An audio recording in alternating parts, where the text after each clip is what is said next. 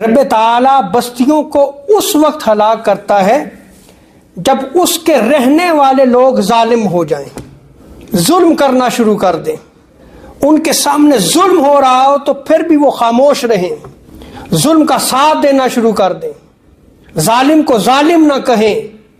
تو جب ظلم بڑھ جاتا ہے تو پھر رب تعالیٰ اپنا پھر وعدہ پورا فرماتا ہے، کیا کہ پھر ہم ان بستیوں کو اس وقت ہلاک کر دیتے ہیں۔ تو ہلاکت کا سبب کیا بنا؟ ظلم بنا، عدل و انصاف کو چھوڑ دیا گیا۔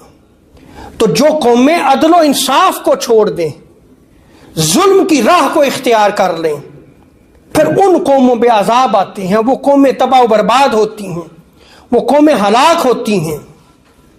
اسی لیے حضرت عبداللہ ابن عباس رضی اللہ تعالی عنہما آپ بیان فرماتے ہیں کہ اللہ تبارک و تعالی ظلم کی وجہ سے بستی کو ہلاک کر دیتا ہے،